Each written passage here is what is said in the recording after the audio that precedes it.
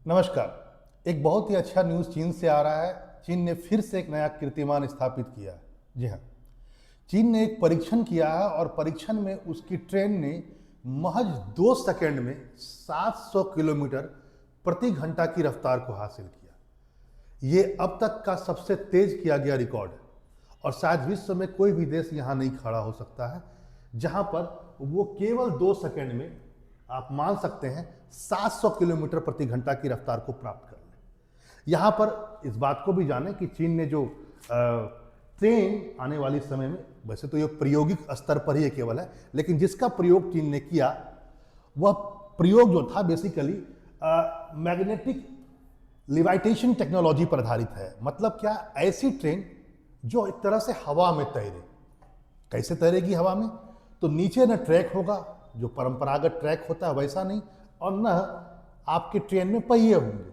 Simple सी बात है, नीचे एक मैग्नेट होगा, पूरा का पूरा मैग्नेटिक फील्ड होगा, और ऊपर में जो ट्रेन होगा उसमें भी मैग्नेट लगे होंगे।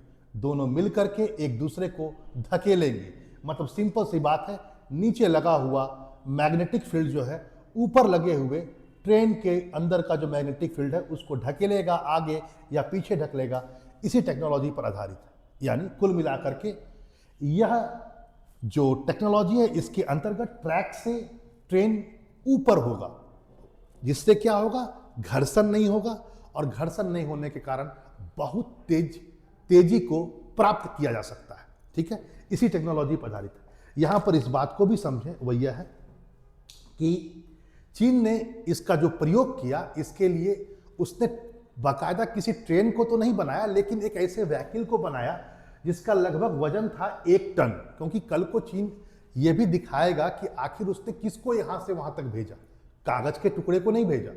लगभग 1000 टन यानी 1 टन यानी लगभग 1000 किलोग्राम वजनी एक ट्रेन रूपी आकार तो नहीं होगा, लेकिन उससे काफी छोटा होगा मान लेते हैं। लेकिन उसको उस मैग्नेटिक ट्रैक पर भेजा गया और उसने 2 मिनट में 700 किलोमीटर की गति को प्राप्त किया। ट्रैक की लंबाई मानी जाती है 400 मीटर के आसपास में थी।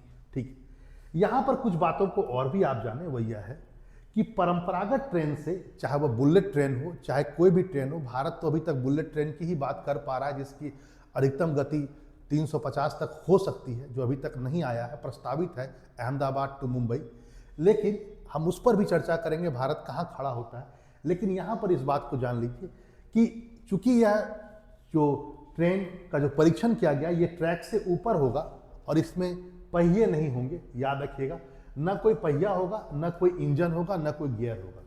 यहाँ पर जो इंजन होता है ना सर, इस बात को समझना होगा, इसका सारा इंजन जो है, ट्रेन का जो इंजन होता है वो मेनली ये ट्रैक ही होता है। ठीक है, ट्रैक क्या करता है, ट्रैक में नीचे में मान लेते हैं, जैसे कि आप मान लीजिए, एक बात जरा मैं बता देता हूँ आपको। ये ट्रैक के नीचे यहाँ पर कई सारे कॉइल लगे होंगे और इस कॉइल से इलेक्ट्रिक करंट यानी एसी को पास किया जाएगा, जिससे यहाँ पर इलेक्ट्रोमैग्नेटिक यानी चुंबकीय क्षेत्र का विकास होगा और यही ट्रेन को आगे धकेलेगा या पीछे धकेलेगा। ठीक है, पहले इसको उठाएगा, जैसे ऑन कीजिएगा उठ जाएगा और उसके बाद इसको धकेला जाएगा। तो इस ढंग से ये काम करेगा। ठीक है, और यहाँ पर इस बात को भी समझे, वह यह है कि यहाँ पर जो मेन मोटर, यानी मैं जो कहना चाह रहा हूँ कि जो मेन इंजन या मोटर होगा वो ट्रैक है, और ट्रैक में जो मोटर यूज होगा उसको कहा जाता है लीनियर मोटर। लीनियर मोटर मतलब मान लो तुम्हारे घर में जो पानी का मोटर है या कोई भी मोटर है, गोल आकार का है, आप देखेंगे खोल करके तो गोल है, उसके बगल में कॉइल लगा हुआ होगा और नीचे में साफ्ट यानी जो मोटा वाला होगा वो घूम रहा होगा। तो ये आपका पुराना है, इसमें बीच में साफ्ट है, यहाँ पर ये लीनियर मोटर में क्या होता है, सिंपल सा इसको आप काट करके इसको सीधा कर दो तो कैसे हो जाएगा, ये हो गया बाहर का बॉडी और ऊपर में लगा हुआ है कॉइल। ये अब इसके अंदर जैसे ही आपने इलेक्ट्रिसिटी पास किया, ये क्या हो जाएगा, मैग्नेट का काम करेगा, और जैसे मैग्नेट का काम करता है ये क्या करता है, साफ्ट ऐसे ही इसलिए ना घूमता है, ऐसे से क्यों से घूमता है, तो इस पर आपका ट्रेन घूम जाएगा। ठीक है, लेकिन उसके लिए ट्रेन में भी एक मैग्नेटिक फील्ड होगा जो थोड़ा सा इसको अप करेगा और वो तब भागेगा। तो यहाँ पर इस टेक्नोलॉजी पर ये बेस्ड है। यहाँ पर इस बात को भी जाने, वो यह है कि इतनी स्पीड आने पर चूंकि ट्रेन जो बनेगी उसमें वाजिब है कि उसमें एरोडायनेमिक्स के प्रिंसिपल लगेंगे, यानी कि हवा का दबाव बहुत ज़्यादा होगा तो उसको काटने के लिए कोई ना कोई उपाय किया जाएगा। साउंड भी बहुत ज़्यादा होगा, तो उसको भी कम करने का उपाय किया जाएगा। तो यहाँ पर माना जाता है कि चीन जो इस परीक्षण को किया है, ये उसके हाइपर लूप जो प्रोजेक्ट है उसके लिए ये रामबाण होगा। ये जो ट्रेन जिसको बोला जाता है एक ढंग से शॉर्ट जो नाम है, ये बेसिकली इसे कहा जाता है मैगलेव, यानी कि ये जो मैग्नेटिक लेविटेशन जो टेक्नोलॉजी पर बेस्ड ट्रेन होता है उसको मैगलेव कहा जाता है, ठीक है। तो ये जो मैगलेव है चीन का, वो बेसिकली हाइपर लूप को बूस्ट करने के लिए आया हुआ है। ये हाइपर लूप क्या है सर, ये हमको समझ में नहीं आया, मैं बताता हूँ हाइपर लूप क्या है। हाइपर लूप एक ढंग से एक टनल होता है, एक प्रकार का एक सुरंग है जिसमें हवा ना हो, यानी वैक्यूम, निर्वात, और उसमें किसी ऑब्जेक्ट को या कैप्सूल को पास कर दिया जाए तो वो बहुत तेजी से चल जाएगा।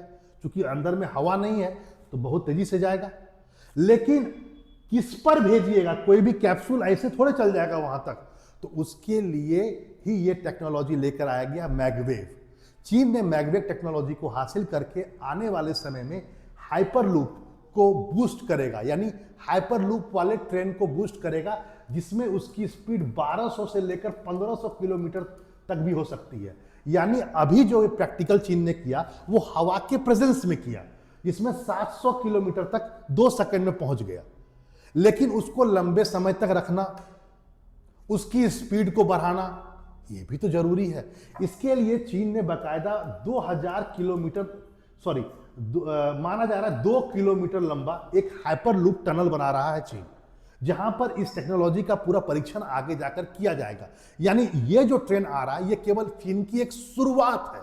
आगे चल करके चीन इसी प्रोजेक्ट को हाइपर लूप में लेकर के जाएगा, जहां पर वैक्यूम स्टेट में ट्रेन को, मैगलेव ट्रेन को दौड़ाया जाएगा, ठीक है, जिससे हवा बहुत रहेगा ही नहीं, हवा काटना नहीं पड़ेगा और तेज रफ्तार हो जाएगी। वैसे इतनी तेज रफ्तार की ट्रेनों को, और खासकर हाइपर लूप में चल जाए तो ऐसे ट्रेनों को फुल्ली एआई से कंट्रोल किया जाएगा।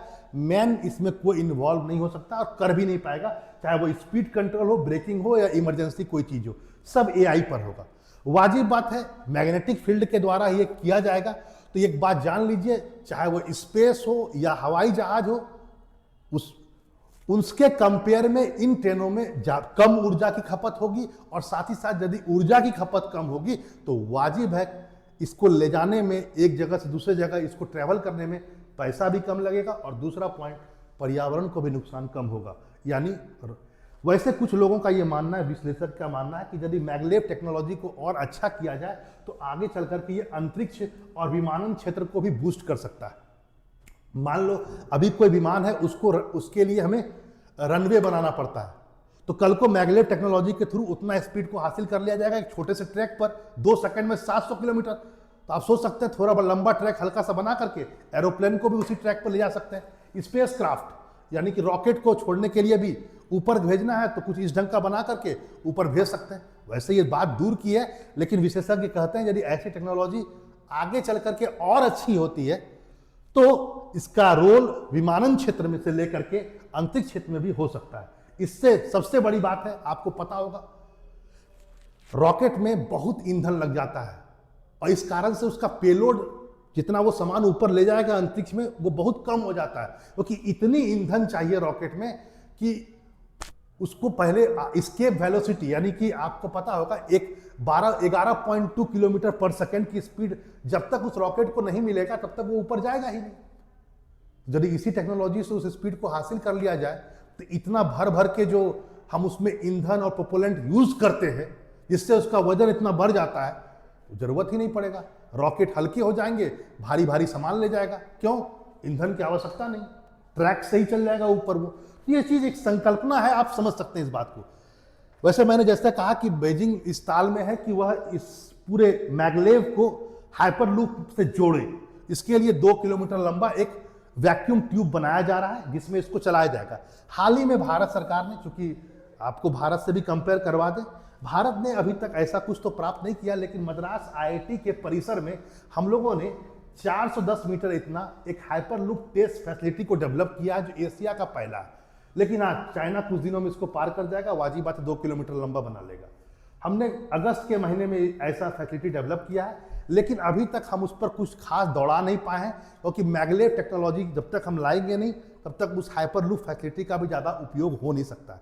हाइपरलूप फैसिलिटी एक ऐसी फैसिलिटी है जिसमें एक टनल बनाया गया है 410 मीटर इतना लंबा, जो वैक्यूम होगा, इसमें हवा नहीं होगी और उसमें किसी भी कैप्सूल को इधर से उधर बिना हवा का ट्रेवल किया जाएगा।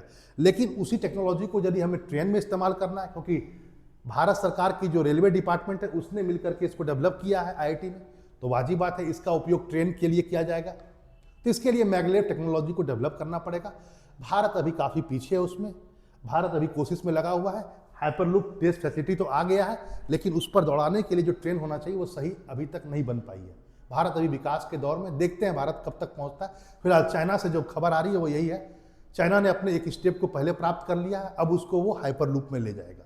चलिए फिर मिलते हैं ऐसे इन्फॉर्मेटिव वीडियो के साथ। नमस्कार।